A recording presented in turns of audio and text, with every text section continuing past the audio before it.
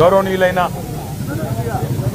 తెలంగాణ రాష్ట్ర గవర్నర్ గారిని ఈరోజు కలిసి ఈ రాష్ట్రాన్ని ఈరోజు మొత్తం కుదిపివేస్తున్న సింగరేణి బొగ్గు గనుల కుంభకోణం విషయంలో సవివరమైన నివేదిక, సవివరమైన విజ్ఞాపన పత్రం మా పార్టీ తరపున గౌరవ శాసన మండలి సభ్యులు, పార్లమెంట్ సభ్యులు, శాసనసభ్యుల బృందం, మా సీనియర్ నాయకుల బృందం అందరం కూడా కలిసి వారికి ఒక వివరమైన విజ్ఞాపన పత్రాన్ని రాష్ట్రంలో జరుగుతున్న అవినీతి, ముఖ్యంగా సింగరేణిలో జరుగుతున్న దోపిడీ విషయంలో వారికి అందజేయడం జరిగింది.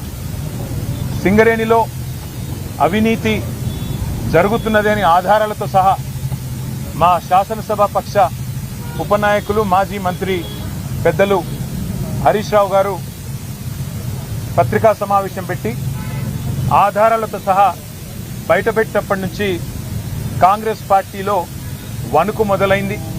మీడియా కూడా మాకు సహకరించి ఈ కుంభకోణాన్ని పూర్తి స్థాయిలో బట్టబయలు చేసేసరికి పాలకుల గుండెల్లో రైళ్లు పరిగెడతా ఉన్నాయి. కేవలం మాట్లాడడమే కాదు, ఆధారాలతో సహా మరి ఈరోజు పూర్తి స్థాయిలో ఈ కుంభకోణాన్ని బట్టబయలు చేసినాం.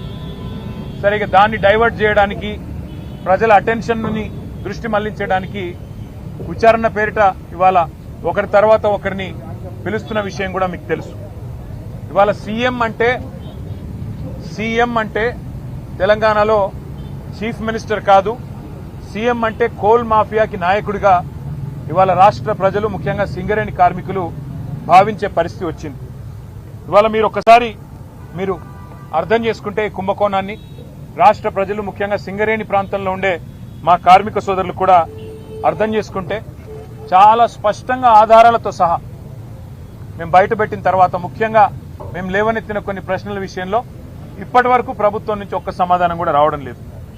ఇక ఇట్లాంటి ముఖ్యమైన గంభీరమైన సమస్య విషయంలో స్పందించాల్సిన ముఖ్యమంత్రి గారేమో అప్పుడప్పుడు ఫుట్బాల్ ఆడుతున్నాడు సింగరేణితో, లేదా ఇవాళ విదేశాల్లో తిరుగుతూ ఏదో పాఠాలు నేర్చుకుంటున్నా అంటూ పోజులు కొడుతూ ఉన్నాడు. కానీ నేను వారికి గుర్తు చేస్తా ఉన్నా, ఏ వయసులో ముచ్చట ఆ వయసులో జరగాలి. చదువుకోవాల్సిన టైంలో చదువుకోక ఇప్పుడు చదువుకుంటానంటే ఏం వస్తుందో ఒకసారి వారు కూడా ఆలోచించుకోవాలి.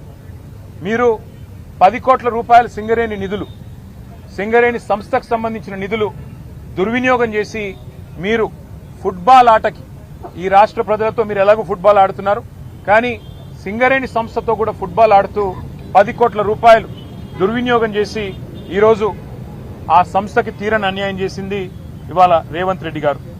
ఒక్క స్కామ్ సంబంధించి ఇన్ని ఆధారాలు బయట పెడితే కూడా ఒక్క స్కామ్ సంబంధించి కూడా ఇప్పటి వరకు పాలకుల వైపు నుంచి సమాధానం లేదు. మేము అడిగాం, స్పష్టంగా చెప్పాం, మళ్ళీ అడుగుతా ఉన్నాం.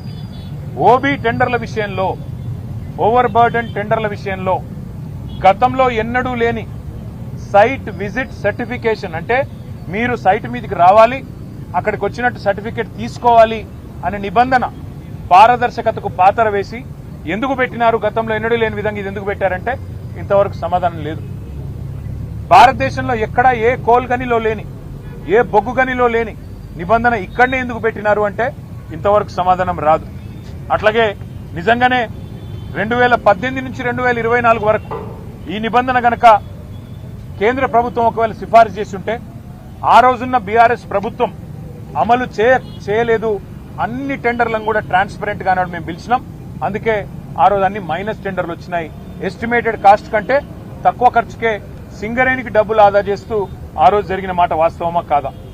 మరి ఆ రోజు ఆ టెండర్లలో లేని షరతు మీ ప్రభుత్వం వచ్చిన తర్వాత ఈ సైట్ విజిట్ సర్టిఫికేషన్ అనే విధానం ఎందుకు పెట్టారు, ఎవరికి లాభం చేయడానికి పెట్టారు అంటే ఇంతవరకు ప్రభుత్వంలోని బాధ్యులు ఏ ఒక్కరు కూడా సమాధానం చెప్పట్లేదు. 2025-26లో నిజానికి జనవరిలో ఒక టెండర్ చేశారు ఈ నిబంధన లేకుండా.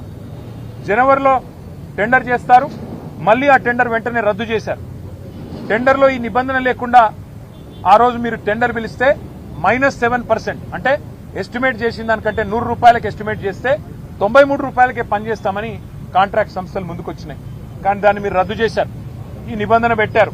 దానివల్ల ఏమైంది, తిరిగి మళ్ళీ టెండర్ అదే ప్లేస్లో పిలిస్తే +12 అంటే 100 రూపాయలకు అయ్యే పని 112 రూపాయలకు కావాలని చెప్పి మరి సంస్థలు వచ్చిన మాట వాస్తవమా కాదా మరి మీరు చెప్పాలని చెప్పి ప్రభుత్వాన్ని మేము డిమాండ్ చేస్తా ఉన్నాం.